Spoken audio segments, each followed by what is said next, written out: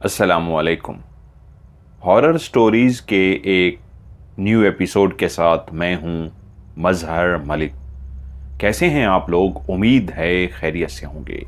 आज की ये खौफनाक कहानी जो मैं आपको सुनाने जा रहा हूं, ये मुझे भेजी है देवयानी ने अमृतसर, इंडिया से। वो कहती हैं, मेरी ज़िंदगी की ऐसी सच्ची खौफनाक कहानी कि आज कई साल गुजर जाने के बावजूद मुझे ऐसा लगता है जैसे कल की बात हो। वो भयानक सच्चे खौफनाक वाक़यात ऐसे मेरे सामने आ जाते हैं कि आज मेरी रूह तक कांप जाती है। और यकीन मानिए, जब इस कहानी को मैंने भी सुना तो एक लम्हे के लिए मुझे ऐसा लगा कि इससे खौफनाक कहानी नहीं हो सकती। वो कहती हैं, जब मैं इस दुनिया में पैदा हुई तो मुझसे बड़ा एक भाई था। वो मुझसे 2 साल बड़ा था। मेरी वालदा डॉक्टर थीं और वाले साहब एक सरकारी मुलाजिम। हम जिस मकान के अंदर रहते थे, ये बहुत बड़ा मकान था। जिस वक्त यह मकान बनवाया गया था उस वक्त यहां पे काफी ज्यादा दरख्त थे। आप कह सकते हैं कि इस अंदाज में दरख्त लगे हुए थे कि एक जंगल का सा समा होता था। बांसों के लंबे लंबे बांस लगे हुए थे और मुख्तलिफ किस्म के दरख्त भी थे। एक बहुत बड़ा एरिया जहां से दरख्तों को कटवा दिया गया और वहां पे हमारा 15 कमरों पे मुश्तमिल डबल स्टोरी मकान तैयार हुआ। वालिद और वालदा क्योंकि दोनों पढ़े लिखे थे, इसलिए वो दोनों अपने अपनी जॉब्स में इस अंदाज में बिजी होते कि बच्चों के लिए टाइम निकालना उनके लिए बहुत मुश्किल था। वालदा बहुत ज़्यादा टाइम अस्पताल में देती हैं और वालिद साहब अपनी जॉब पे मसरूफ़ होते। घर में तो वैसे कई मुलाजिम थे, लेकिन एक आया ऐसी भी थी जो बिल्कुल मां की तरह मेरा और मेरे भाई का बहुत ख्याल रखती थी। हर लम्हे वो हमारे साथ होती, यहां तक कि अक्सर रात को हमारे ही कमरे में वो सो जाती। वो हमारे घर का एक फर्द बन चुकी थी। हमारी ज़रूरियात ज़िंदगी के लिए मेरे माँ बाप उस आया को इतने पैसे दे देते कि हम जिस ख्वाहिश का इजहार करते वो ख्वाहिश उसी लम्हे पूरे हो जाती, क्योंकि वालिदैन बच्चों के लिए ही कमाते हैं। इतना बना लें कि जब बच्चे बड़े हो जाए तो उनके पास ज़रूरियात ज़िंदगी की हर चीज़ हो। इसलिए जहां वो दिन रात मेहनत करने में मसरूफ़ थे, वहीं पे आया हर हमारी ज़रूरत को पूरा कर रही थी। लेकिन वहां पे एक चीज ऐसी हो रही थी जो ना ही आया को पता थी और ना ही मेरे वालिदैन को।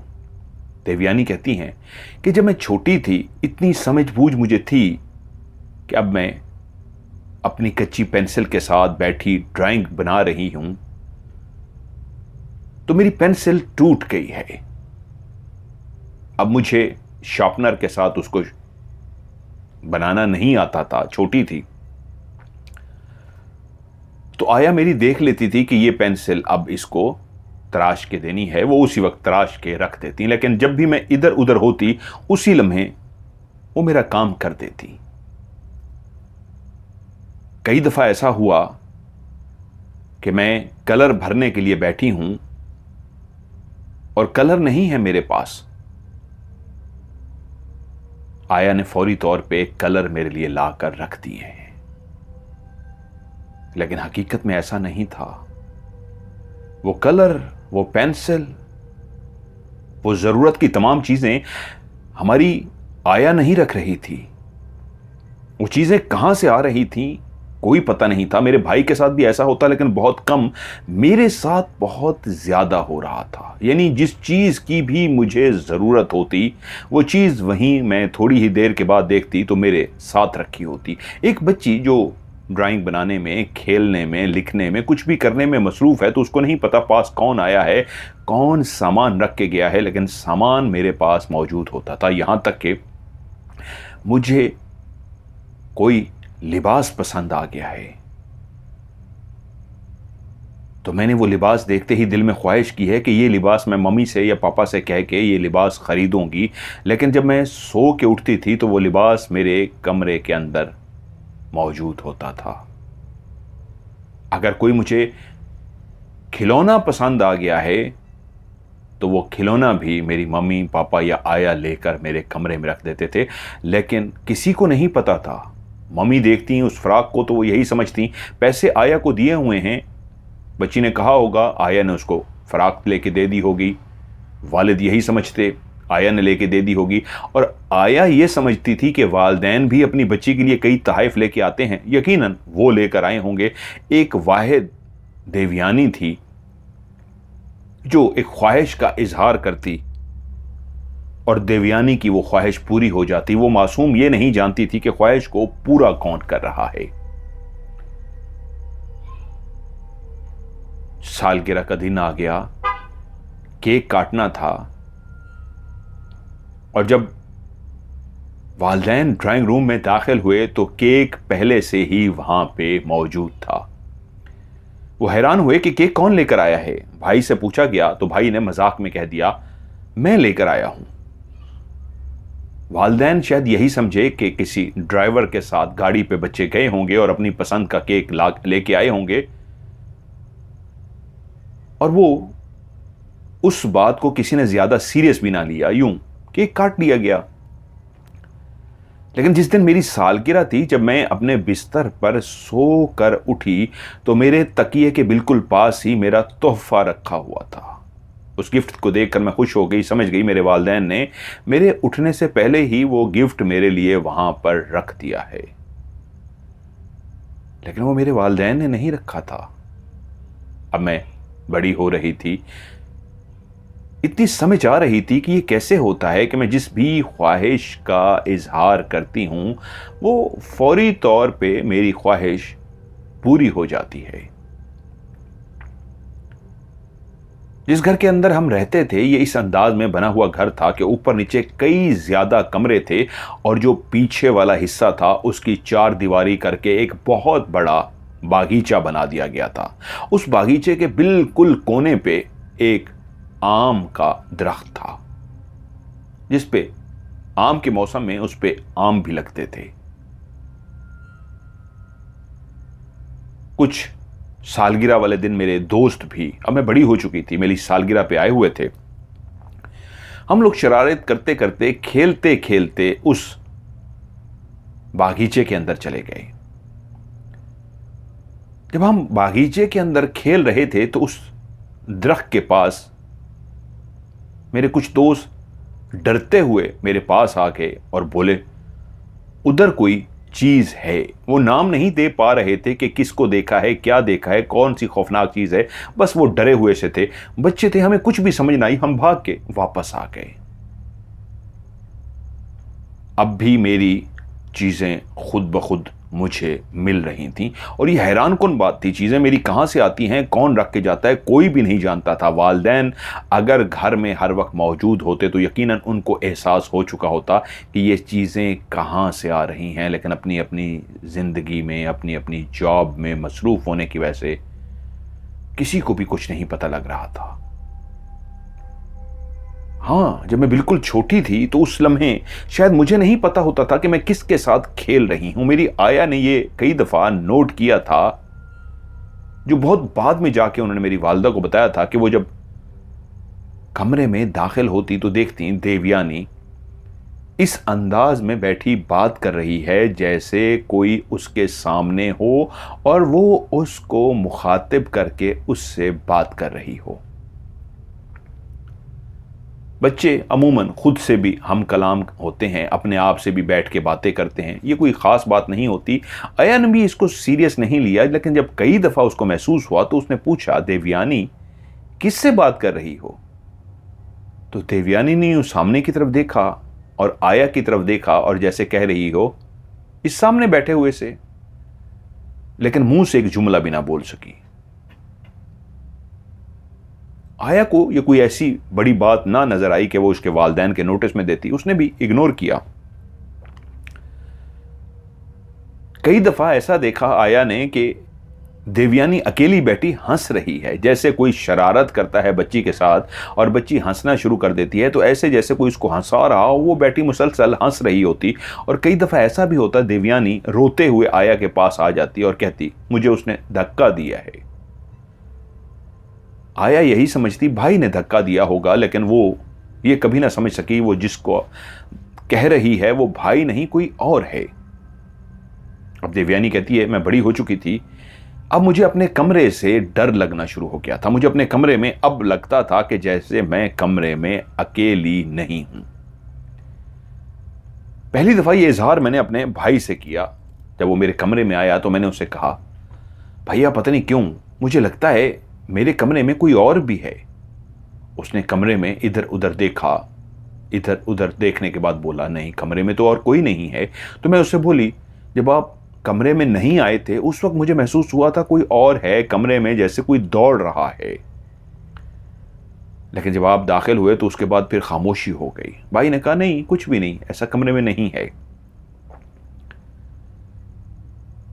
अब घर में कुछ ऐसा होने लगा था जैसे कोई दरवाजा खुद ब खुद खुल जाता हो। ये बात मैंने आया को भी बताई। देवयानी कहती है मैंने आया को कहा कि मैं बैठी हुई थी, कमरे का वो दरवाजा खुद ब खुद खुल गया है। आया ने जाके दरवाजे की तरफ देखा कौन है, कोई मुलाजिम आया था या घर का कोई और फर्द है, कोई नजर ना आया। तो वो बोली नहीं कोई नहीं है, तुम्हारा वहम है।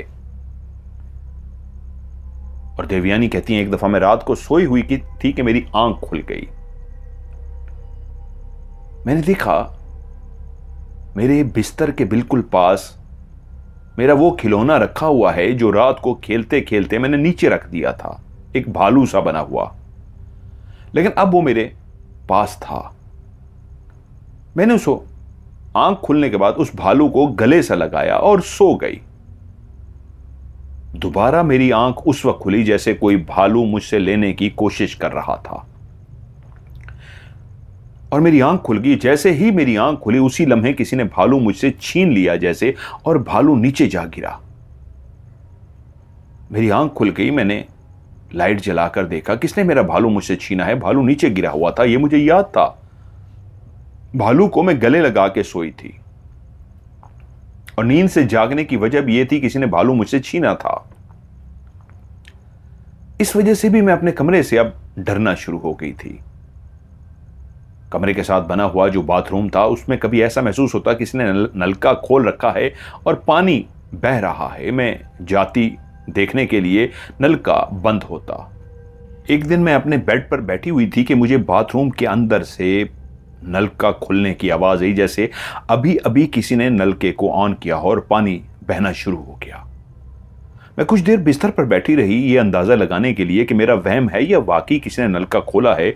मैं उठकर जब बाथरूम की तरफ गई तो वाकई फर्श गीला था, जैसे किसी ने नलका खोला था, लेकिन अब नलका बंद था। मैंने जैसे दरवाजा खोला मेरी निगाह पड़ी नलका तो बंद है। तो बाज़ औक़ात ऐसा होता है कि नल जो होता है वो बंद भी होता है, लेकिन कुछ देर के लिए पानी खुद से ऐसे नीचे गिर जाता है। मैं यही समझ के वापस आई, बिस्तर पर आकर जूं ही बैठी दोबारा से पीछे किसी ने नलका खोल दिया।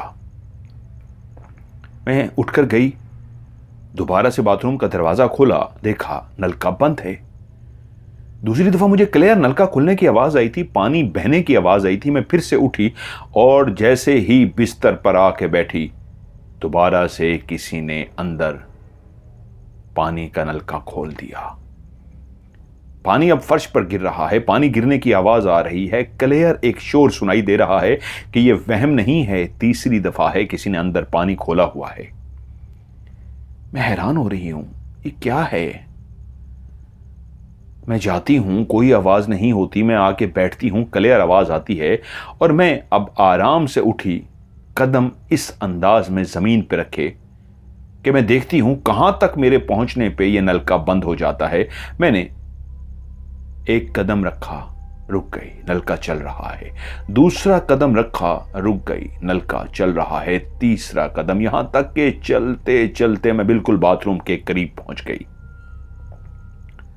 अब मैं बाथरूम के दरवाजे के बाहर खड़ी हूं, क्लियर मेरे कानों में आवाज आ रही है कि नलका खुला हुआ है, पानी तेजी से नीचे गिर रहा है। अब तो बिल्कुल मैं उस दरवाजे के साथ हूं, बाथरूम के दरवाजे के पास खड़ी होकर सुन रही हूं। इसका मतलब ये वहम नहीं है। मैंने हैंडल पे हाथ रखा, तेजी के साथ हैंडल खोला। जैसे ही मैंने दरवाजा खोला, मेरी आंखों के सामने जो पानी चल रहा था, मेरी आंखों के सामने ही बंद हो गया। यानी इस दफा मैंने अपनी आंखों से देख लिया था कि नलका किसी ने जैसे बंद किया हो। बाथरूम में कोई भी नहीं था। मैं डर सी गई। ये बात मैंने अपने भाई को बताई। मुझसे बड़ा भाई जो 2 साल बड़ा था, जिसका नाम है जगदीश। जगदीश ने कहा, देवयानी नहीं, ऐसा नहीं है, तुम्हें ऐसा लगता है। वो मुझे ऐसे हौसला देता। अब मेरी उम्र 13 साल हो चुकी थी। आज मेरी सालगिरह थी। मैं 14 साल की होने वाली थी। काफी दोस्त आज घर आए हुए थे जो मेरे साथ पढ़ते थे। वो सब खाते पीती फैमिली के लोग थे। हम लोग केक काटने के बाद बच्चे जिस तरह शरारतें करते हैं, भागते दौड़ते हैं, इसी तरह शरारतें करते करते हम अपने घर से बाहर निकल के पीछे बागीचे में चले गए। एक बड़ी सी रोशनी जो लगाई गई थी ताकि बागीचे के अंदर जो हर वक्त घुप अंधेरा पड़ा रहता था, उस रोशनी की वजह से बागीचा बिल्कुल सफेद सा हुआ था। यानी पूरे बागीचे में रोशनी फैली हुई थी।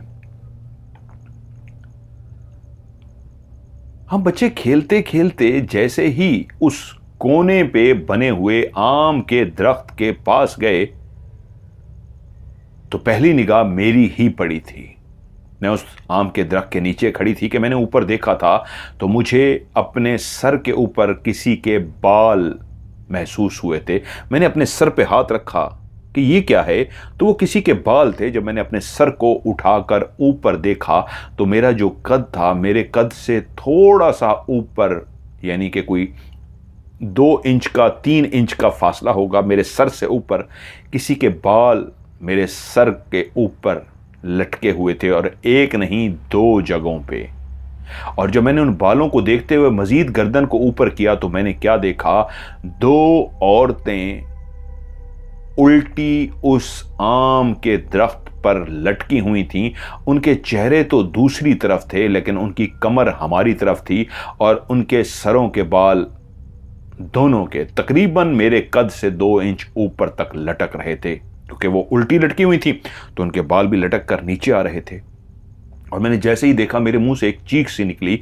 बच्चे जो मेरे साथ और भी खेल रहे थे, मेरे हम उम्र, उन्होंने जब मुझे चीख मारते हुए देखा तो उन्होंने भी ऊपर की तरफ देखा तो उनके मुंह से भी चीख निकल गई। उन दोनों उल्टी लटकी हुई औरतों को, जिनके हम चेहरे नहीं देख सके थे, हम काफी बच्चों ने देख लिया था। हम शोर मचाते हुए डरते हुए अंदर भाग गए। वालिदैन डर गए, क्या हुआ है, किस बात के शोर मचा है।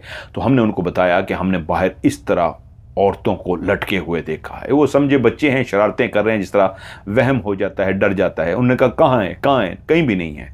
हमने कहा है। हम वालिदैन को लेकर वहां पहुंचे उस दरख्त के नीचे। जब देखा गया तो वहां पे कुछ भी नहीं था। उन्होंने कहा कहाँ है, अगर कुछ ऐसा होता तो नजर आता, देखो कहाँ है। वहां तो कुछ नहीं था, लेकिन हम सारे बच्चे गवाही दे रहे थे कि हम सब ने देखा है। वो समझे किसी ने शरारत की है या पता नहीं क्या है, या कोई आम तोड़ने आया था, बच्चों को डरा दिया होगा। लेकिन उसके बाद मुसलसल मुझे घर में डर लगना शुरू हो गया। मेरा भाई अक्सर मुझे छेड़ता, मेरे साथ शर्त लगाता। मम्मी पापा बाहर बैठे होते, छुट्टी वाले दिन रात हो चुकी होती, तो भाई कहता तुझे फलां आइसक्रीम खिलाऊंगा, तुझे फलां चीज ला के दूंगा, एक काम कर, वो जो पीछे पीछे वाला कमरा है वहां से फलां चीज उठा कर आ। एक दिन मैंने हिम्मत कर ली, मैंने कहा क्या है, मैं चली जाती हूं, पक्का खिलाओगे? उसने कहा हाँ। अब मैं घर के अंदर दाखिल हुई, लाइटें वगैरह चल रही थीं, वालिदैन बाहर बैठे हुए थे। घर अकेला तो नहीं था, फर्क सिर्फ ये था वो लॉन में बैठे हुए थे और मैं अंदर जा रही थी। एक कॉरिडोर सा बना हुआ था और उसकी दोनों तरफ कमरे बने हुए थे। मैं चलती चलती कॉरिडोर के बिल्कुल आखिर में, राहदारी के आखिर में पहुंच गई। अब मुझे राइट साइड को मुड़ना था और राइट साइड पे जाके जो आखिर में कमरा था जो हमेशा बंद पड़ा रहता था, वहां से भाई ने कुछ उठाने को कहा था। मैं राहदारी से सीधे हाथ को मुड़ी और उस कमरे के सामने पहुंच गई। जैसे ही उस कमरे का मैंने दरवाजा खोला, उसकी अभी लाइट ऑन ही करने लगी थी कि मेरे कानों में क्लियर एक लड़की की आवाज सुनाई दी और वो हंसी थी, जैसे कोई कहका लगाता है लेकिन दबी दबी आवाज में, कि कहका किसी और को ना सुनाई दे। ही मुंह पे हाथ रख के। लेकिन उसकी हंसी के साथ ही एक और हंसी की भी आवाज सुनाई दी, जैसे वो अकेली हंसी की आवाज नहीं हो, उसके बिल्कुल दूसरी सिमत पे। मैं दरवाजे के दरमियान में दाखिल होके स्विच ऑन करने लगी हूं कि मुझे उल्टे हाथ पे भी हंसी की आवाज और सीधे हाथ पे भी हंसी की आवाज नजर आई। और जैसे ही मुझे एहसास हुआ कि पहली इस साइड से और दूसरी इस साइड से हंसी की आवाज आई है, तो उसी लम्हे मैं मुड़ने लगी तो दोनों ऊंची आवाज में हंसी और मैं चीखती हुई बाहर आ गई। मैं डर गई थी। भाई को अंदाजा हो गया ये डर गई है, उसने जल्दी से अंदर आ गया, मुझे पकड़ लिया कि अम्मी अबू को पता लग गया कि मैंने ऐसी शर्त लगाई है तो वो मुझे डांटेंगे, और मुझे संभालना शुरू हो गया। क्या हो गया है, क्या हो गया है? मैंने उसे कहा कि ऐसे मैंने हंसी की आवाज़ सुनी है। वो मुझे लेकर दोबारा आया। मैं डरी हुई थी, लेकिन अब भाई साथ था, खौफ कम हो गया। दरवाजे में आके हमने फिर से लाइट को जलाया। अंदर कोई भी नहीं था। भाई ने कहा, कहाँ है? अंदर तो कोई भी नहीं है। तुम ऐसे ही डर गई हो, तुम डरती हो ना बहुत ज्यादा, इसलिए मैं तुम्हें तंग कर रहा था। लेकिन बात यहां पे खत्म नहीं हुई थी। इन दो कहकों के बाद से तो मेरी जिंदगी इस तरह की हो गई थी कि अब मैं बहुत ज्यादा महसूस करने लगी थी जैसे कमरे में मैं अकेली नहीं हूं। मेरे कमरे में मेरे बिस्तर पे आके बैठने तक को मैं महसूस कर सकती थी, जैसे मेरे बिस्तर पे कोई आके बैठा हो। वो हिस्सा दब सा जाता था। मैं महसूस करती थी कोई बैठा है, लेकिन होता कोई नहीं था। मैं अपने बिस्तर से उठ के बाथरूम के अंदर गई हूं तो मुझे लगता है कि कमरे में भाई आके मेरा इंतजार कर रहा है, मुझे आवाज दे रहा है, देवयानी कहां हो? मैं बाहर आती हूं तो कोई नहीं है, भाई तक नहीं है। लेकिन अब मैं शायद आदी होती जा रही थी। लेकिन इस घर की एक खास बात यह थी कि अब बागीचे से जाते हुए मेरे रोंगटे खड़े हो जाते थे। मैं बागीचे का सोचती थी तो मुझे ऐसा लगता था मैं अगर वहां गई तो बहुत गलत हो जाएगा। पता नहीं क्यों मेरे अंदर बागीचे का एक बेइंतहा खौफ सा पैदा हो गया था। उन्हीं दिनों वालिद साहब की तबीयत खराब हो गई। वालिदा खुद डॉक्टर थी, लेकिन जो मसला उनके साथ हुआ था, हमें तो नहीं बताया कि हम छोटे थे। फौरी तौर पे उनको बड़े शहर में ले जाने का फैसला हुआ। वालिद साहब का वहां पे इलाज होता रहा, लेकिन एक दिन खबर मिली कि वालिद साहब इस दुनिया से चले गए हैं। उस बीमारी की वजह से उनकी मौत वाक़ई हो गई थी। हम बच्चे थे, यकीनन वालिदैन के खोने पे बच्चे भी रोते हैं, लेकिन वालिदा जितनी तकलीफ में थी वो तो हम महसूस नहीं कर सकते थे। हम दोनों भाई भी रोए, लेकिन उसके बाद हम नॉर्मल हो गए। लेकिन वालिदा बहुत अजीब सी थी। अब उन्होंने फैसला किया कि मुझे कॉलेज में दाखिला लेना है, तो मुझे, अब हम बड़े हो चुके थे दोनों भाई बहन भाई, हॉस्टल में वहां पे रहना चाहिए। कॉलेज के हॉस्टल में सब कुछ ठीक चल रहा था, लेकिन एक रात मैंने अजीबो गरीब ख्वाब देखा। जब मैं सुबह उठी तो मुझे लगा एक ख्वाब था, इससे अलावा कुछ भी नहीं। लेकिन सेम वही ख्वाब जब मैंने अगली रात देखा तो मेरे रोंगटे खड़े हो गए। मैंने ख्वाब में क्या देखा कि मेरे वालिद कमरे के अंदर दाखिल होते हैं, मुझे कहते हैं, देवयानी उठ जाओ और भागो, यहां से भागो, तुम्हारी जान को खतरा है। मैं कहती हूं, पापा क्यों मेरी जान को खतरा है, क्या हो गया है? वो कहते हैं, बस जाओ, यहां से जाओ, और मेरा हाथ पकड़ लेते हैं। मैं कमरे में सोई हुई हूं, घुप अंधेरा है। मैं कहती हूं, पापा एक मिनट रुक जाएं, मुझे लाइट तो जलाने दें। वो कहते हैं, इतना भी टाइम नहीं है, चलो। वो मुझे घसीट रहे हैं घुप अंधेरे के अंदर, ख्वाब में देखते हुए कि घुप अंधेरे के अंदर मैं डैड को देख रही हूं कि वो मुझे घसीट रहे हैं, बाजू से पकड़ रहे हैं, बाहर ले जाने की कोशिश कर रही हैं, और मैं नहीं जा रही। यहां तक कि मैं कहती हूं, अच्छा रुक के मैं लाइट जलाती हूं। मैं एक हाथ लाइट की तरफ करती हूं और तेजी से लाइट जलाने के लिए, जैसे ही लाइट पे मेरा हाथ जाता है तो वालिद साहब एकदम से दरवाजे से बाहर चले जाते हैं। दूसरे दिन जब ये मैंने सेम यही ख्वाब देखा तो जैसे ही मैं लाइट जलाने लगी तो मेरी आंख खुल गई तो मैंने क्या देखा कि मेरा हाथ बिल्कुल उस स्विच पे है जो मेरे बिस्तर से काफ़ी दूर है, और मैं अपने कमरे में उस स्विच के पास खड़ी हूँ नींद की सी हालत में, और ख्वाब देख रही थी और स्विच को जलाने लगी थी कि मेरी आंख खुल गई तो मैं क्या देखती हूँ, एक काला स्याह साया मेरे उस हॉस्टल के कमरे के दरवाजे के बिल्कुल अंदर वाली साइड से दरवाजे के आर पार हो गया। मैंने लाइट को जलाते हुए उस साये को क्लियर देख लिया था। सिर्फ फर्क यह था, पहले दिन ख्वाब में मैं लाइट को जला नहीं सकी थी, दूसरे दिन के ख्वाब में मैंने ये देखा कि सेम वही मंजर है, पापा मुझे घसीट रहे हैं, मैं स्विच के पास जाती हूं और जैसे ही स्विच को ऑन करने लगती हूं पापा बाहर जाने लगते हैं। आज मैंने स्विच को ऑन कर दिया था, जैसे ही मैंने स्विच को ऑन किया कमरा लाइट से रोशन हो गया और मैंने उसी लम्हे अपनी आंखें खोल दी। ये क्या था? मैं तो खड़ी हुई थी, मैं अपने बिस्तर से उठ के यहां तक कैसे आई? नींद में। और नींद में ही मैंने स्विच को ऑन किया था, और जैसे ही स्विच ऑन किया था मेरा मुंह दरवाजे की तरफ था, क्लियर एक काले स्याह शैडो को मैंने बाहर जाते भी देख लिया था। मैं डर गई। मैं तो अपने बिस्तर पे सोई थी, आधी रात का वक्त है, मैं कैसे उठ के स्विच तक आ गई हूं? मुझे किसी बात की कुछ समझ ना आई, मैं डर गई बहुत ज्यादा। अगले ही दिन इतना मेरे ऊपर खौफ सवार हुआ कि मैं मम्मी के पास चली गई। मैंने ये ख्वाब मम्मी को सुनाया कि मम्मी पहले मैंने ख्वाब देखा, लेकिन दूसरे दिन तो क्लियर मैंने शैडो को भी देखा और स्विच ऑन किया, मैं नींद से उठ के कैसे स्विच तक पहुंची हूं। और उससे भी हैरत की बात यह है मम्मी, पापा ने जिस हाथ पे मुझे पकड़ के खींचा था वहां पे मुझे दर्द हो रहा था। जब मेरी आंख खोली, मैंने स्विच को ऑन किया और आंखें खुल गईं, तो उस जगह पे मेरे बकायदा ऐसे निशान थे जैसे किसी ने मुझे घसीटा हो, और मुझे दर्द भी हो रहा था, जैसे कोई जोर से आपके हाथ पे पकड़ के आपको खींचता है तो वहां पे हल्की सी उंगलियों के निशान या एक रेड सा बन जाता है, वैसा रेड सा भी बन गया था। तब मेरी मामा ने मुझे बताया, बेटा तुम्हारे वालिद ने तुम्हारे कमरे में एक लड़की को देखा था। वो मेरे पास आए और मुझसे बोले, ये लड़की कौन है? क्या देवयानी की कोई फ्रेंड?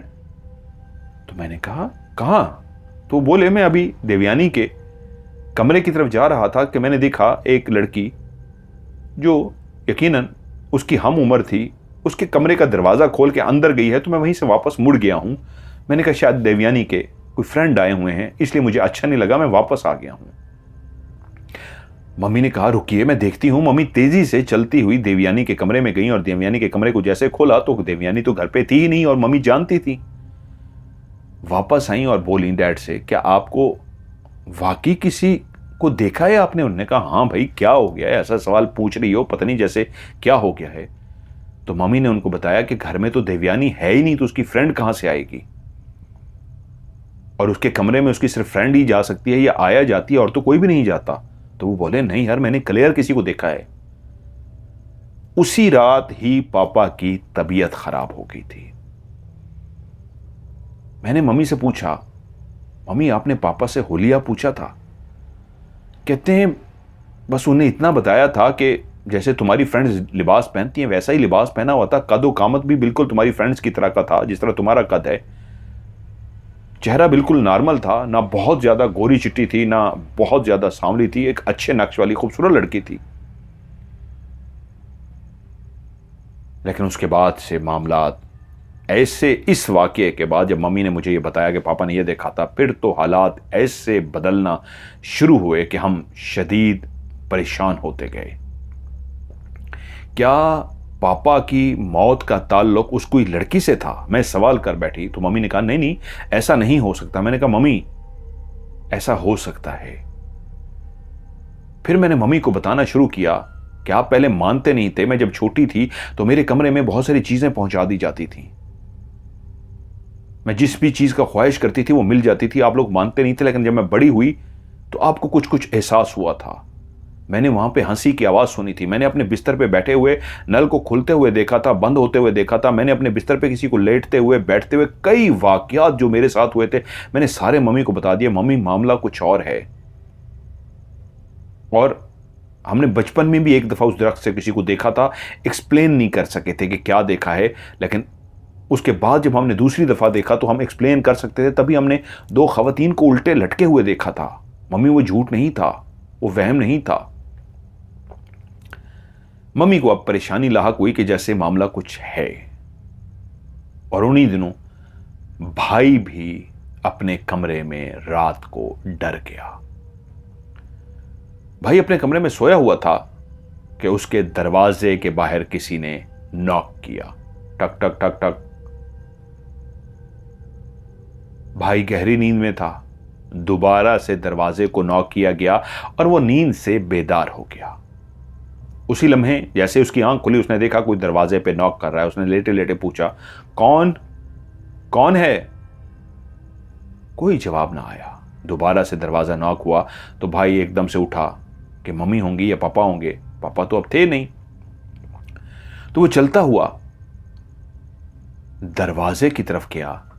उसने दरवाजा खोला, बाहर कोई भी नहीं था। वो हैरान हुआ कि अभी तो कोई था, क्या कोई शरारत कर रहा है? जानता था देवयानी भी घर आई हुई है। वो समझा कहीं देवयानी शरारत ना कर रही हो। उसने बाहर खड़े होकर कहा, देवयानी तुम शरारत कर रही हो? यार सोने दो, क्या हो गया है? दरवाजा उसने बंद किया और जाकर सो गया। थोड़ी ही देर के बाद दोबारा से दरवाजा नॉक हुआ। इस दफा उसको गुस्सा आया। दरवाजा इतने जोर से नॉक किया गया था कि उसने कहा, यार ये तो शरारत की इंतहा हो गई है, मुझे सोने नहीं दे रही। मैं देवयानी की बच्ची को अभी बताता हूं, अभी इसको ना पीछे बालों से पकड़ता हूं, ये जो शरारत कर रही है। वो आहिस्ता से उठा, चलता हुआ बिल्कुल दरवाजे के पास खड़ा हो गया कि जैसे ही अब वो खटकाएगी, वो दरवाजे के पास खड़ी होगी, जैसे ही खटकाएगी मैं तेजी से दरवाजा खोलूंगा और उसको पकड़ लूंगा। उसको भागने का मौका ही नहीं मिल सकेगा।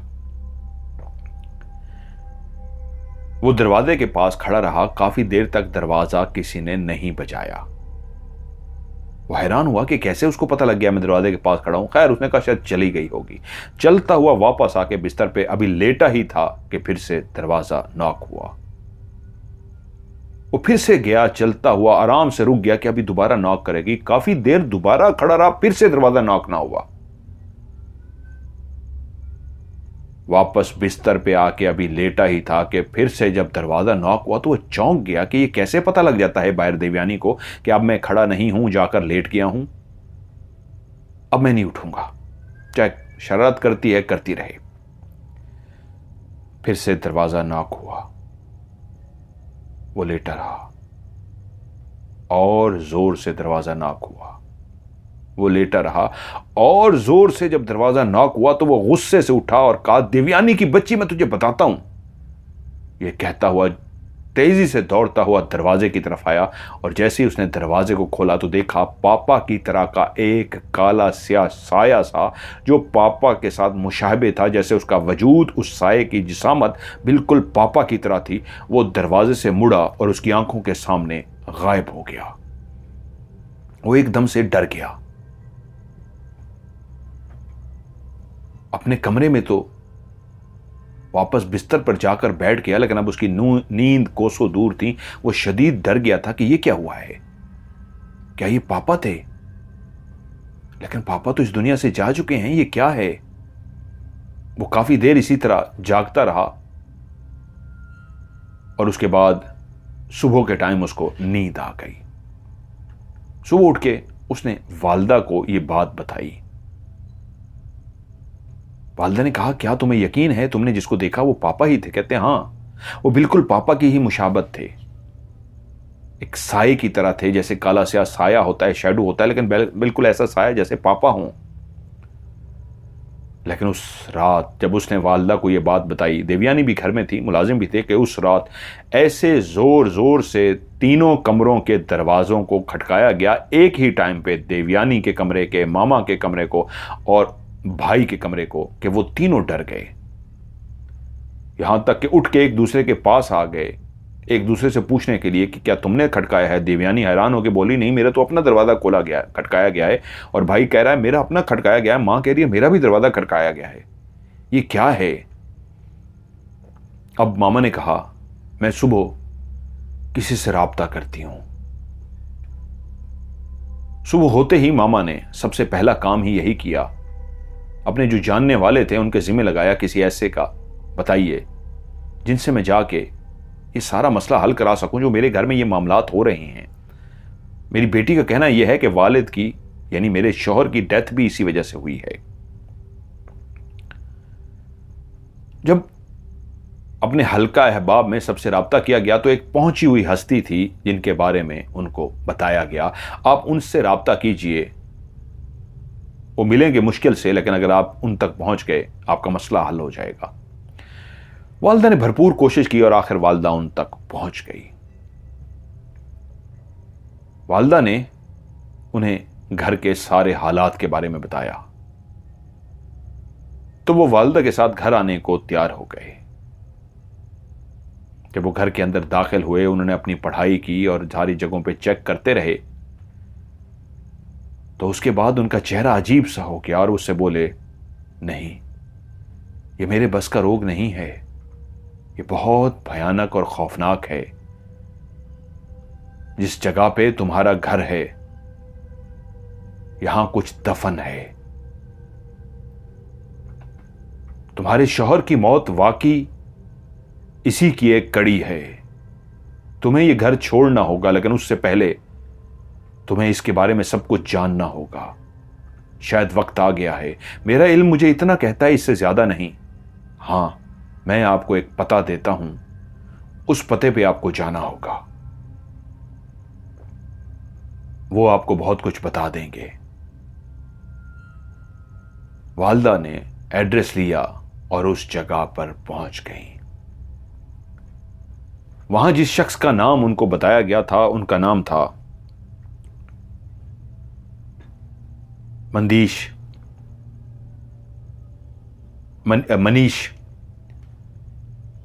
वो मनीष के पास पहुंची, उनको कहा, उन्होंने जब मिलने की रीजन पूछी कि आप मेरे पास क्यों आई हैं, तो उनको उनका रेफरेंस देके बताया कि उन्होंने भेजा है कि आपके पास जाऊं। तो वो बोले,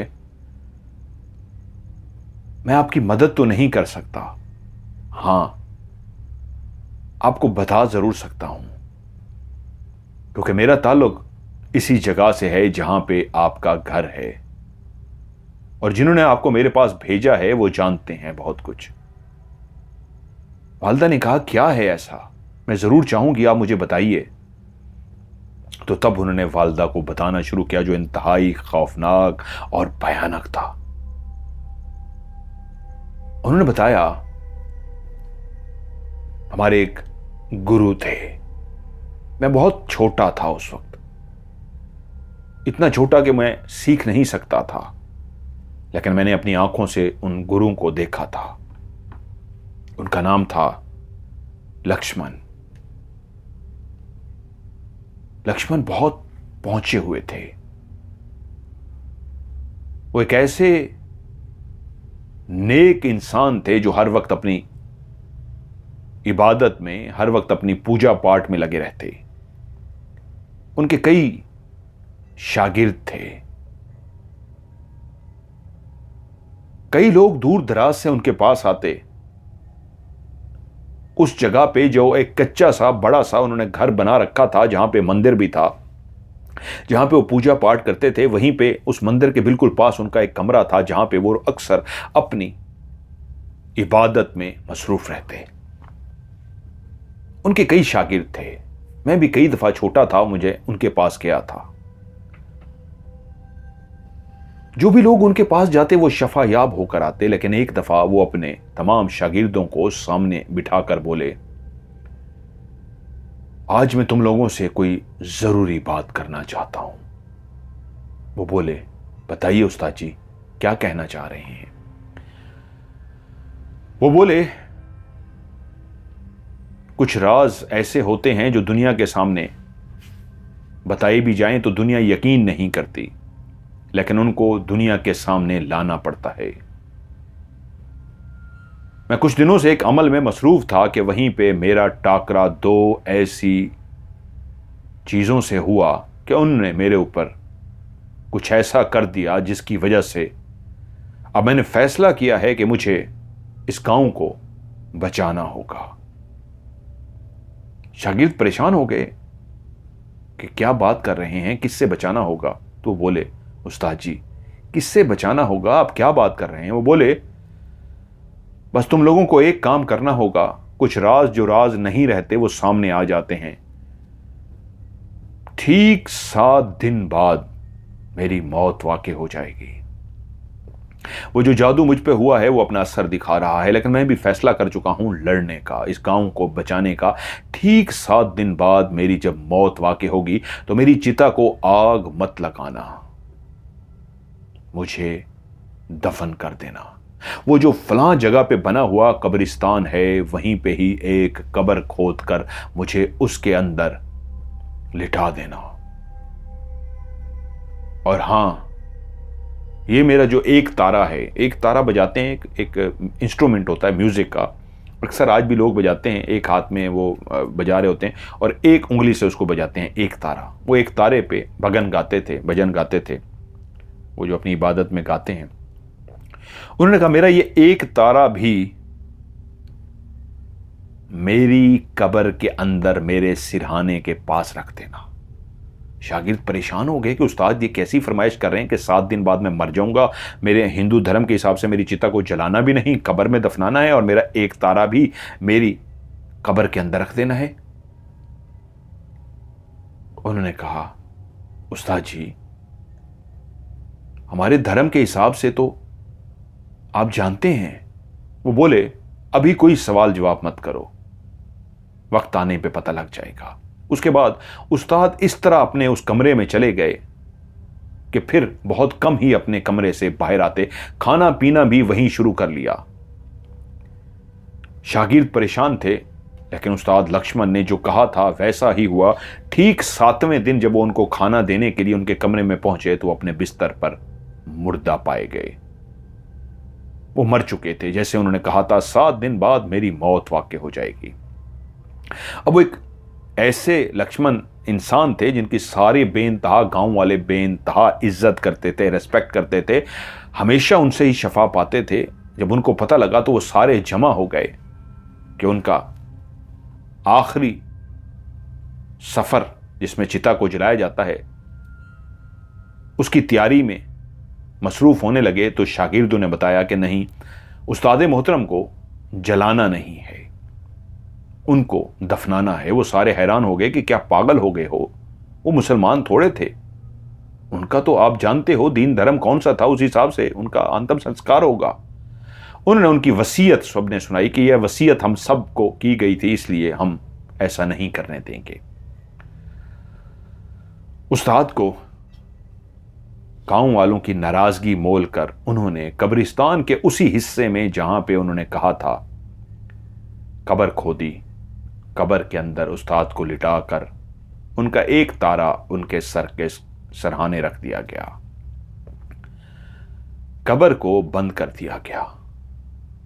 और अगली बात जो वो अपने शागिर्दों को कह के गए थे कि मेरी जब एक तारे की जब भी आवाज सुनना तो घरों से बाहर निकल आना और लोगों को जमा कर लेना। शागिर्दों को इस बात की समझ नहीं आई थी कि एक तारा की आवाज जब सुने तो बाहर निकल आए, लोगों को जमा करें, ये क्या है। उधर वो अपनी कब्र में जो मुर्दा हालत में लेटे हुए थे कि बिल्कुल ठीक 7 दिनों के बाद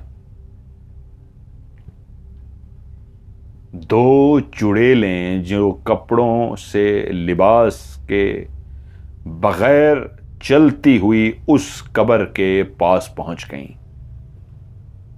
उन दोनों चुड़ैलों के पांव उल्टे थे, सर के बाल खुले हुए थे, आंखें लाल सुर्ख थीं और उनके होंठों पे ऐसे खून लगा हुआ था जैसे किसी का ताज़ा खून पी के आई हों, जैसे कच्चा गोश्त खा के आई हों। लिबास के बगैर वो गुनगुनाती हुई वो उस कब्र के पास पहुंच गईं और उन दोनों डायनों ने, उन दोनों चुड़ैलों ने उस कब्र को खोदना शुरू कर दिया। वो उस कब्र को खोदती गईं यहां तक कि कब्र के अंदर लेटा हुआ लक्ष्मण उनको नजर आ गया और वो एकदम से बोली, हमारा शिकार सामने आ गया, ये हमारे साथ लड़ने जा रहा था, लेकिन हमारे जादू ने इसे मौत की वादी में सुला दिया। ये हमारा कुछ नहीं बिगाड़ सका। और देखो, खुद ही हमारे लिए लेट गया है। अभी इसको जिंदा करते हैं और जिंदा करके इसका सारा जादू, इसका सारा इल्म अपने पास ले लेती हैं। वहीं दोनों बैठ गई, उन्होंने अपना जादू किया और जादू के जरिए उस मुर्दा लक्ष्मण को जिंदा कर दिया। वो अपनी कब्र में लेटा हुआ लक्ष्मण उठकर बैठ गया और जब उसने आंखें खोली तो सामने वो दोनों जोर जोर से हंसना शुरू हो गई। वो अपने जादू के जरिए उसको जिंदा कर चुकी थी। तभी लक्ष्मण ने आंखें खोलते ही कहा, मुझे क्यों जिंदा किया है, मेरे वजूद के अंदर मेरे हमजाद को क्यों डाला है? तो वो दोनों हंस के बोली, इसलिए कि तू अपना सारा जो भी सीखा हुआ इल्म था वो हम ही दे दे, उसके बाद तू जो मरना है मर जा, तूने जलना है जल जा, लेकिन हमारा इल्म हमें देकर, वो तेरा नहीं रहा, तू मर गया है, अब वो हमारा है। उस्ताद ने कहा, हां ठीक है, तुमने मुझे जिंदा किया है, तुम्हारा मुझ पे एहसान है, और ये कैसे हो सकता है कि तुमने मुझ पे इतना बड़ा एहसान किया है और मैं तुम्हें अपना इल्म ना दूं? मैं अपना सारा इल्म तुम्हें देने लगा हूं, लेकिन मेरी एक छोटी सी ख्वाहिश है, शर्त ही समझ लीजिए। वो दोनों बोली, क्या? मैं मौत से जिंदगी की तरफ लौटा हूं। इससे पहले कि अपना सारा इल्म आपको दूं, आपको मेरे लिए कुछ देर नाचना होगा।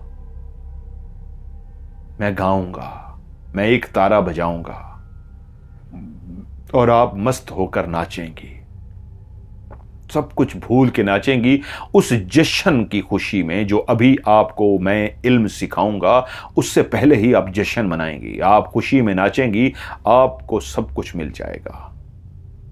वो दोनों एक दूसरे को देख के खुश हो गई कि कैसा फर्मा बरदार है। मरने से पहले जब ये जिंदा था तो कैसा लड़ता था हमारे साथ, और अब जब मरा है तो कैसा फर्मा बरदार हो गया है, पहले ही जश्न की दावत दे रहा है। वो बोली, ठीक है, हमें मंजूर है, हमें जश्न करना है।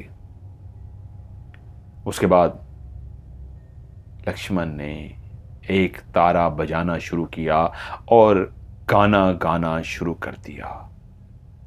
लक्ष्मण गाना गाता जा रहा था, एक तारा बजाता जा रहा था, और वो जो सामने खड़ी थी लिबास के बगैर यूं झूमना शुरू हुई, गोल घूमते घूमते उस जश्न की खुशी में जो अभी उनके पास इल्म आने वाला था, ऐसी मस्त हो गई और ऐसा घूमना शुरू हो गई।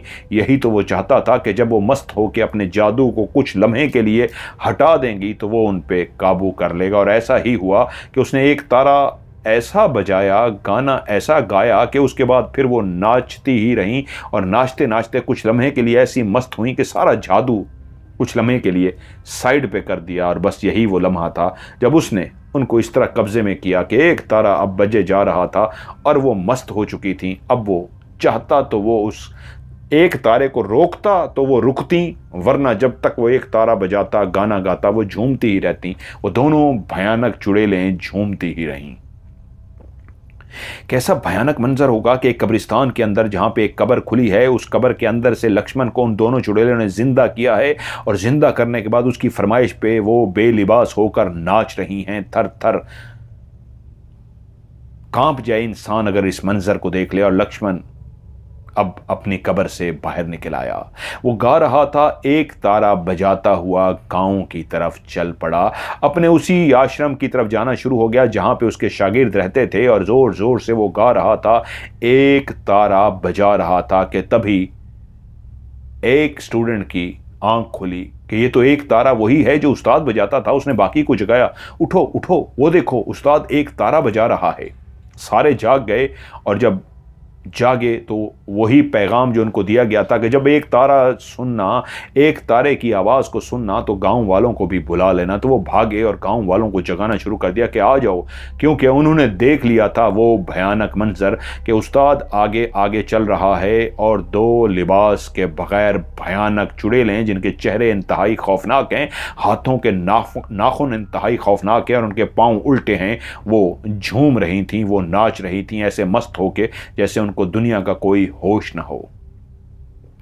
गांव वाले भी जमा हो गए और इस मंजर को देख के परेशान हो गए, क्योंकि उस्ताद का वजूद सिर्फ शागिर्दों को नजर आ रहा था, बाकी किसी को नहीं। लेकिन वो दोनों चुड़ैलें पूरे गांव वालों को नजर आ रही थीं, जो लिबास के बगैर मस्त अंदाज में नाच रही थीं।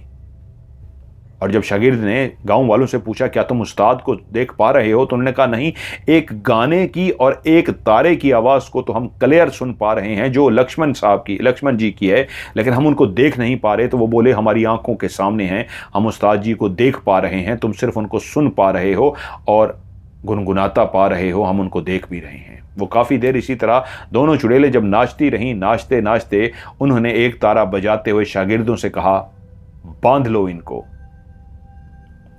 शागिर्द जो पहले ही तैयार हो चुके थे, उन्होंने उन दोनों चुड़ैलों को जाके बाजुओं से पकड़ लिया और उनके बालों से पकड़ लिया। जैसे ही उनके बालों से उनको पकड़ा गया, वो जोर जोर से चीखना शुरू हो गई। अब वो जोर जोर से चीख रही थी, चिल्ला रही थी, हमला करने की कोशिश कर रही थी, लेकिन उनका पूरा जादू बेबस हो गया था, क्योंकि उनके बाल पकड़े जा चुके थे। फौरी तौर पे उन दोनों के बालों को काट दिया गया, और जब उनके बालों को काट दिया गया तो उनका जादू भी खत्म हो गया। तब उस्ताद ने शागिर्दों को बताया कि दुनिया वालों को बता देना,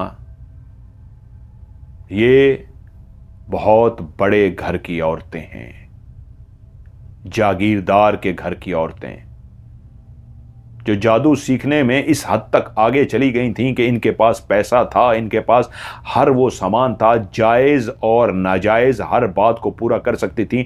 इन्होंने कई इंसानों का खून पिया है, इनके मुलाजिम इनको खून भी ला के देते रहे हैं, इनके मुलाजिम इनकी हर जायज़ और नाजायज़ ख्वाहिश को पूरी करती रहे हैं, जिसकी वजह से ये ताकतवर होने के लिए बहुत कुछ ऐसा करती गई हैं।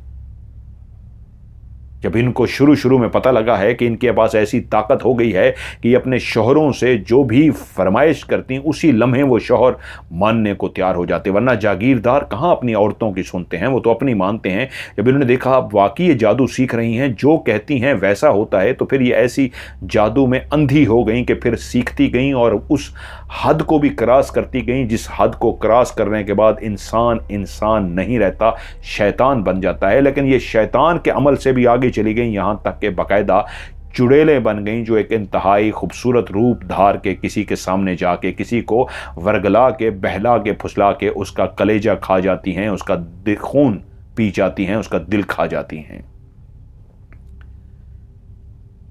और एक दफ़ा इनका टाकरा जब मुझसे हुआ, जब इनका आमना सामना मुझसे हुआ, तो इन्होंने जान लिया कि मेरे पास बहुत ज़्यादा इल्म है। उसी वक्त इनके पास लालच आया, ये एक जादूगरनियां डाइन बन चुकी थी, लेकिन इनके पांव हमेशा उल्टे रहते। लेकिन तब इनके दिल में आया कि ये जो लक्ष्मण के पास भी इल्म है, ये सारा हम हासिल कर लें। तो उन्होंने फैसला किया कि जिंदा होते हुए तो हम इससे ये जादू हासिल नहीं कर सकते, हमें इसको मारना होगा, और मार के हम इसको दोबारा जिंदा करेंगे, और जिंदा करने के बाद सारा जादू इससे ले लेंगे, क्योंकि ये हमारा ताबेदार हो चुका होगा। मरने के बाद इसकी जिंदगी हमारी वजह से होगी, और मैं ये जान चुका था।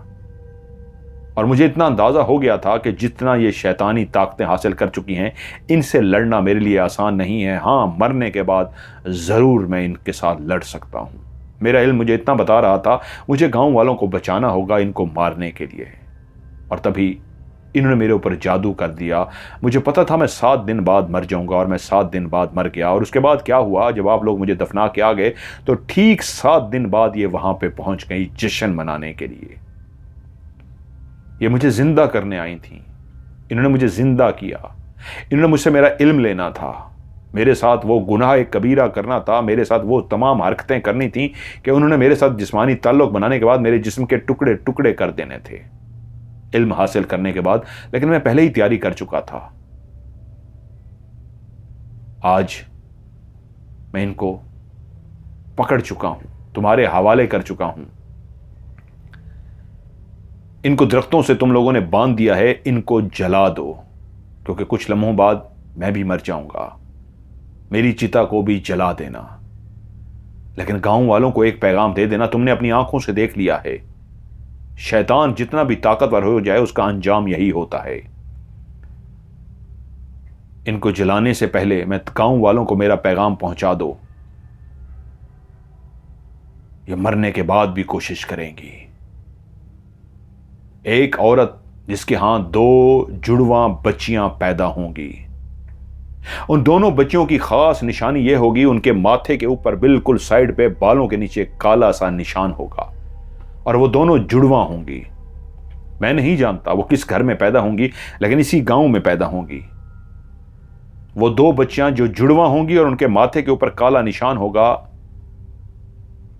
ये दोनों मरने के बाद अपनी ताकत को दोबारा हासिल करने के लिए इंतजार करेंगी उन बच्चियों का। गांव वालों को बता देना, जिसके घर में भी वो बच्चियां पैदा हों उसी लम्हे उनको मार दें। अगर उन्होंने बच्चियों को ना मारा और ये दोनों चुड़ैलें मरने के बाद जो इंतजार कर रही होंगी उन बच्चियों तक पहुंच गईं और उन बच्चियों के कलेजों को चबा लिया, उनके खून को पी लिया, उनको खा गईं, तो ये फिर से जिंदा हो जाएंगी, ताकतवर हो जाएंगी। इनके हमजाद फिर से दंदनाते फिरेंगे और फिर अपनी मनमानियां करेंगे। मेरा इल्म जितना मुझे इजाजत देता था, मैंने उतनी लड़ाई इनसे कर ली है। अब इनको जला दो और इनको जलाने के बाद मेरा वजूद भी यहीं जमीन पे गिरा हुआ मिलेगा, इसकी भी वही रसूमात अदा कर देना, अंतिम संस्कार कर देना।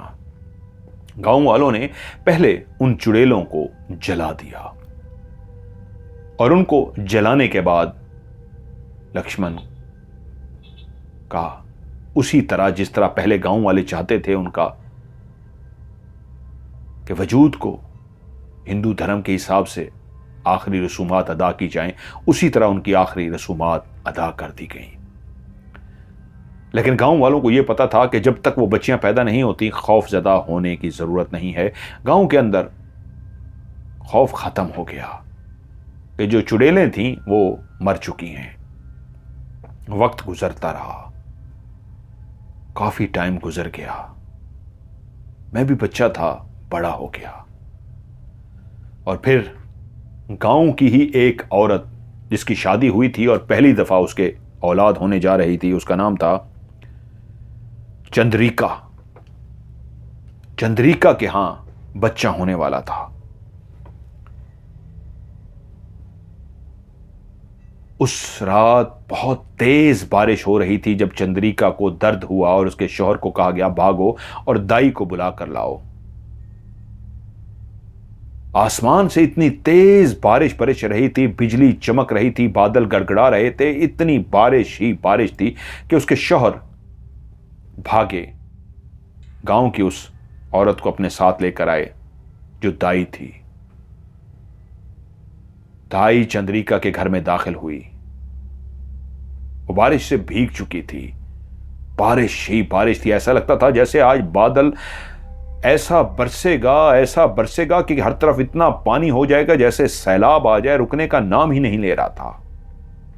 दाई चंद्रिका के पास गई और जब चंद्रिका ने बच्ची को जन्म दिया तो पता लगा कि उसके पेट के अंदर एक नहीं 2 बच्चियां थीं।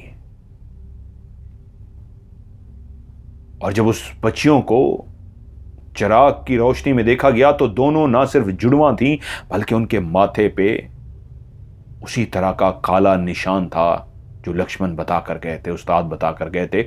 दोनों के ही माथों पर वही काला निशान था। दाई डर गई, उसके हाथ से एक बच्ची गिर सी गई, वो बच्ची रोना शुरू हो गई।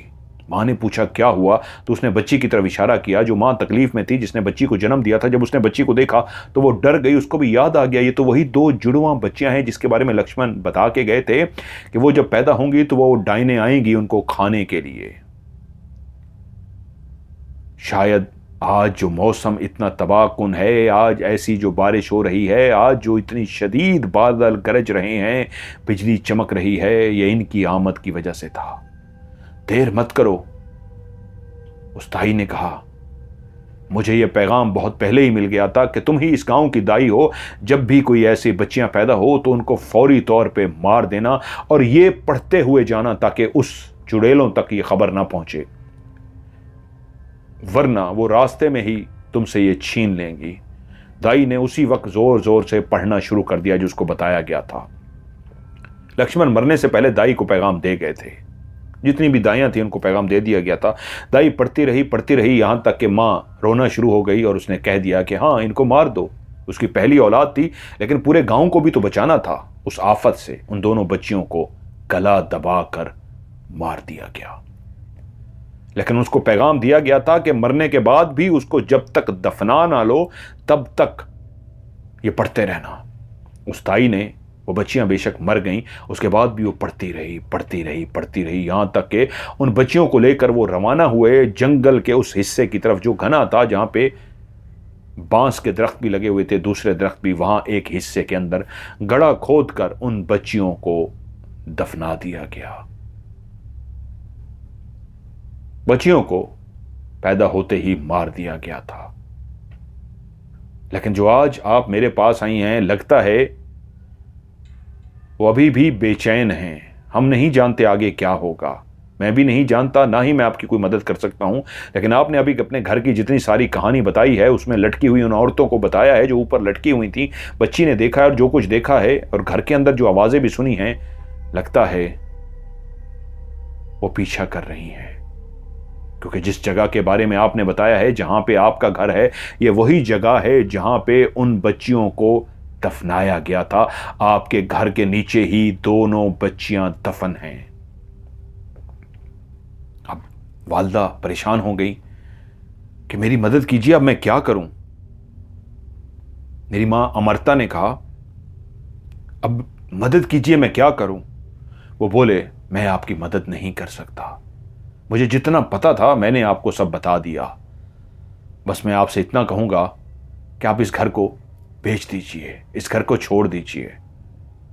और हां, मैं तो कुछ नहीं कर सकता, लेकिन लक्ष्मण जी ने जो एक बात कही थी उस्ताद मोहतरम ने, वो यही थी, चाहे बुराई जितनी भी बढ़ जाए, एक दिन उसका खात्मा होकर रहता है। आप परेशान ना हो, जाएं, फिलहाल इस घर को बेचने की कोशिश करें। मेरी मां अमरता आ गई। उन्होंने फौरी तौर पे राब्ता किया कि ये बड़ा घर था, बहुत वीआईपी घर था, कि इसको मैंने बेचना है। सब लोगों को जिम्मे लगा दिया गया। जो पहली पार्टी हमारे घर देखने के लिए आना चाहती थी, उन्होंने वालदा से टेलीफोन पे राब्ता किया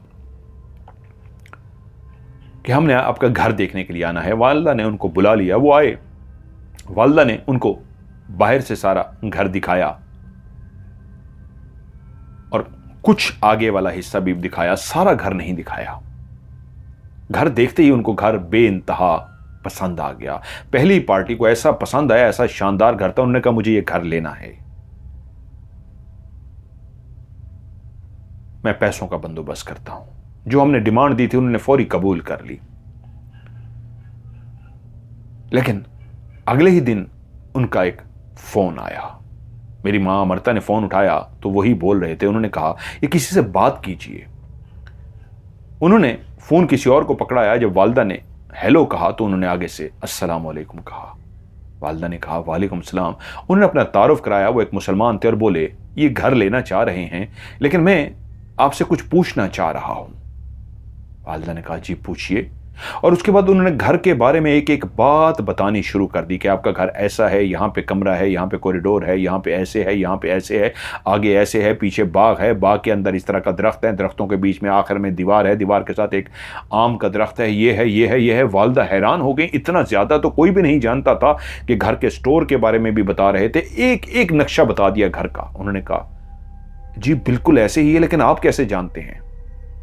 वो बोले,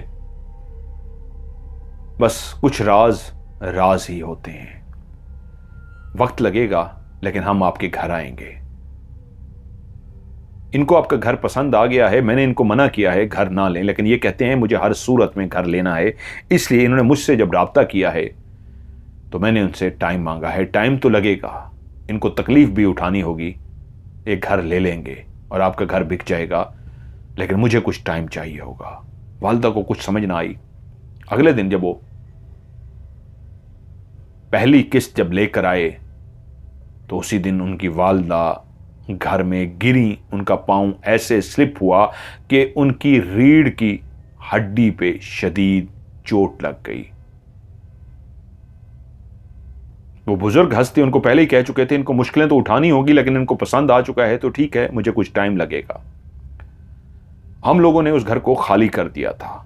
अब हम उस घर में नहीं रहते थे। जब से पता लगा था इस वाकये का, जब दूसरी किस्त की वो तैयारी कर चुके और पेमेंट के लिए वालिदा के पास आए, तो उसी दिन उनके घर के अंदर मौजूद उनका एक मुलाजिम, जिसको बिल्कुल उन्होंने फैमिली की तरह पाला था, उसका इंतकाल हो गया। और हैरत की बात यह थी, वो बिल्कुल सेहतमंद था, उसको कोई बीमारी नहीं थी, कोई परेशानी नहीं थी, कुछ भी नहीं था। लेकिन जिस अंदाज में उसका इंतकाल हुआ था, वो सारे हैरान रह गए थे। उन्होंने अपने उन पीर से राब्ता किया तो उन्होंने कहा तो था, दुआ करो, ये वो शख्स गया है जो तुम्हारी फैमिली की तरह का था, वरना वो चीज़ें कोशिश कर रही थी कि तुम्हारी फैमिली का ही कोई बंदा जाए। लेकिन मैं उस अमल में कामयाब हो गया हूं जिसके लिए मैंने टाइम मांगा था। अब वक्त आ गया है उस घर को क्लियर करने का। वालिदा को बुलाया गया, जिनने घर लेना था उनको भी बुलाया गया, और वो पीर साहब भी पहली दफा आए। तो वालिदा ने जो उनको देखा, वो एक इंतहाई नूरानी चेहरा था, इंतहाई सफेद चेहरा, इंतहाई खूबसूरत चेहरा, ऐसा रोशन चेहरा जिसको देखते ही पता लग जाता था कि अल्लाह के वली हैं। वो घर के अंदर दाखिल हुए और वालिदा से कहा, अगर आपको इतराज ना हो तो मुझे इस घर में अकेले जाना होगा। वालिदा ने उनको इजाजत दे दी।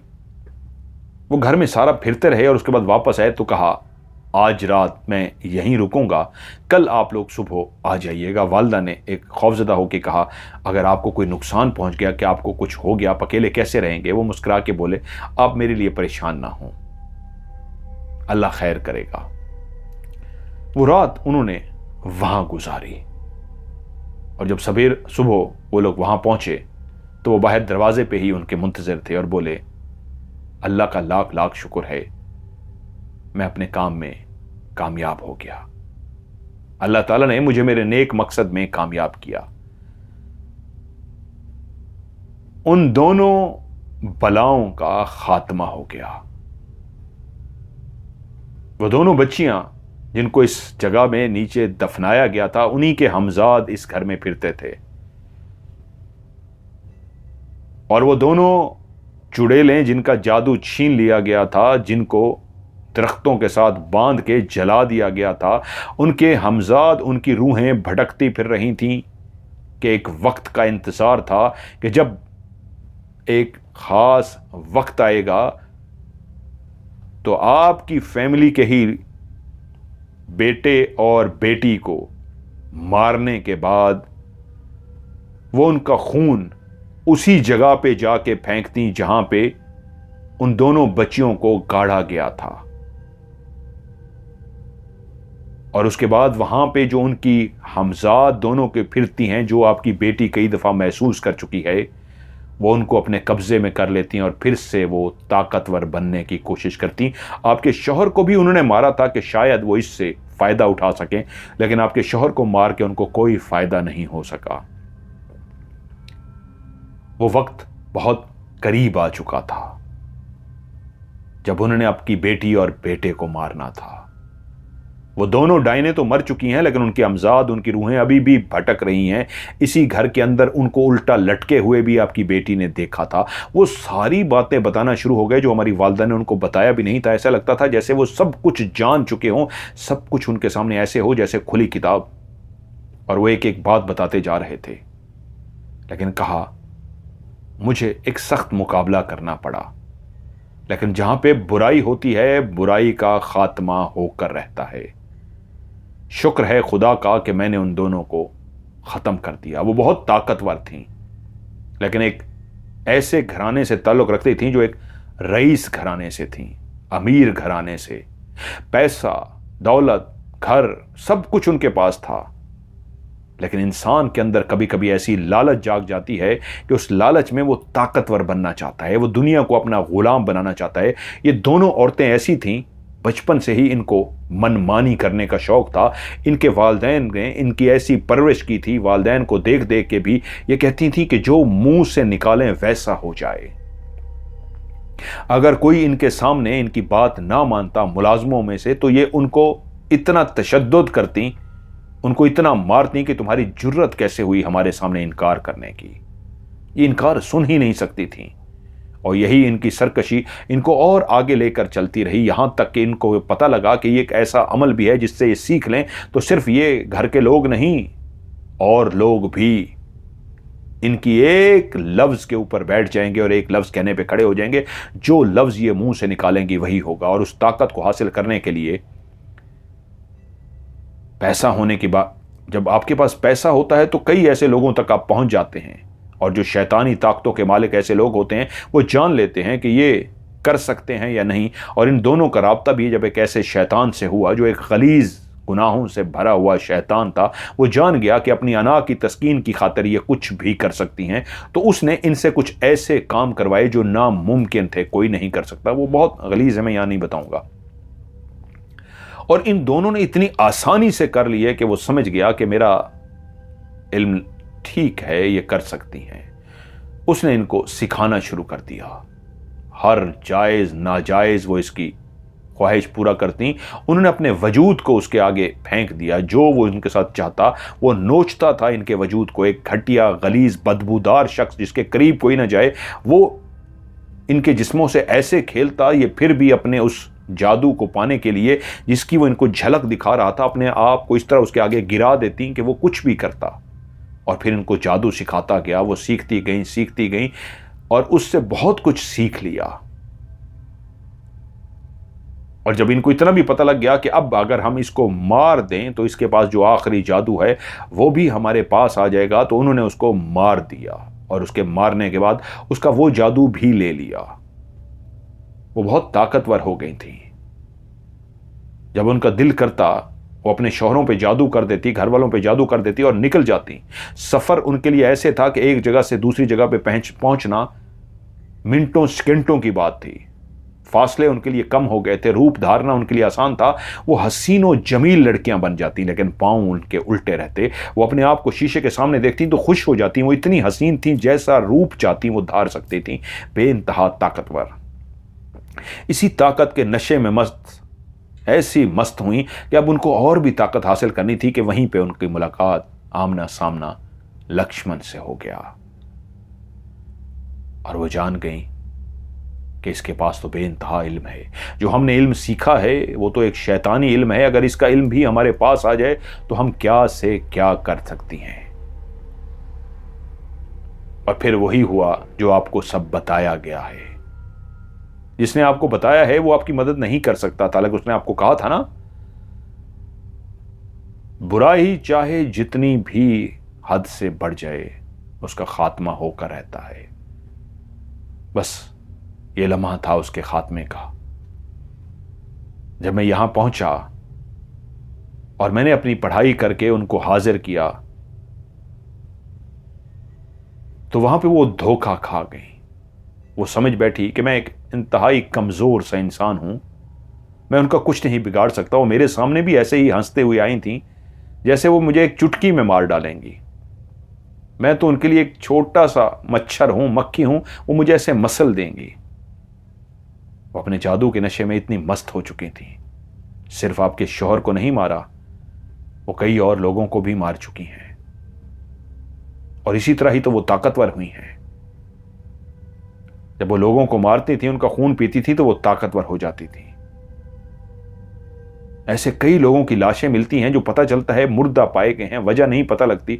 लोग बेचारे कुछ भी नहीं करते, गरीब होते हैं, दफना देते हैं या जला देते हैं। उनके पीछे ऐसी शैतानी ताकतें होती हैं जो अपने मकसद के लिए उनको मार चुकी होती हैं। वो मेरे सामने भूल कर गई, लेकिन मैं बिल्कुल अलर्ट बैठा हुआ था। मैंने उनको निस्तो नाबूद कर दिया है, उनके वजूद को ख़त्म कर दिया है। बस इससे ज़्यादा इसलिए नहीं बताऊंगा, कुछ राज होते हैं। बहरहाल इतना है कि वो बिल्कुल निस्तो नाबूद हो चुकी हैं और ये घर आपका ले सकते हैं, रह सकते हैं। वो घर उनको दे दिया गया, पेमेंट हो गई। उसके बाद उन्होंने घर के, कहते हैं, काफ़ी पोर्शन बना लिए थे। कुछ किराए पे दिया, कुछ खुद रहे। बहुत बड़ा घर था, लेकिन कभी उसके बाद दोबारा उस घर में कभी नहीं हुआ। वालिदा ने आखिरी सवाल उनसे पूछा था, क्या हम यहाँ पे रहना चाहें, रह सकते हैं? तो उन्होंने कहा था नहीं, आपको कहीं और चले जाना चाहिए, आपको यहाँ पे नहीं रहना चाहिए। हम लोग कहीं और चले गए। लेकिन एक सवाल जो हम उनसे नहीं पूछ सके, वो जो 2 लड़कियों की आवाज़ महसूस करती थी, जो नल खोलती थी, मेरे साथ आके बैठती थी, खेलती थी, बचपन में मेरी चीज़ों का ख्याल रखती थी, वो तो एक अच्छी रूहें थीं, अच्छी हमजाद थीं, जिनको मैंने हंसते हुए भी सुना था। उनका क्या बना ये हमसे उनसे ना पूछ सके। शायद उनको बताना याद ना रहा, या क्या हुआ, या उन्होंने नहीं बताया। चुड़ैलों को तो उन्होंने मार दिया था, उन बच्चियों का कहीं पे कोई जिक्र ना हुआ। ये मेरे अंदर आज तक सवाल रहा कि काश वो उनका भी बता देते, वो कहाँ गई, उनका क्या हुआ। आज जब यह कहानी आपको सुना रही हूं तो फिर से रोंगटे खड़े हो गए हैं। बचपन की वो सारी बातें, जवानी की वो सारी बातें याद करके आज इस बुढ़ापे में भी डर लगता है कि वो कितना भयानक था, कितना खौफनाक था वो सब कुछ। इसने मुझे हिला कर रख दिया था। कई महीने लगे थे मुझे नॉर्मल होने में, मेरे भाई को, मेरी वालदा को, और फिर जाके हम नॉर्मल हुए थे। अब मेरी वालदा इस दुनिया में नहीं है, मेरा भाई अपनी बीवी बच्चों के साथ खुश है, मैं भी अपने फैमिली के साथ खुश हूं। लेकिन आज दादी बनने के बावजूद ये कहानी आपके हवाले की है। आप जब इसको सुनाएंगे तो उम्मीद है सुनने वालों को ये कहानी पसंद आएगी। आप लोगों को ये कहानी कैसे लगी नीचे कमेंट्स में ज़रूर बताइएगा। वीडियो को लाइक कीजिएगा, दोस्तों के साथ शेयर ज़रूर कीजिएगा।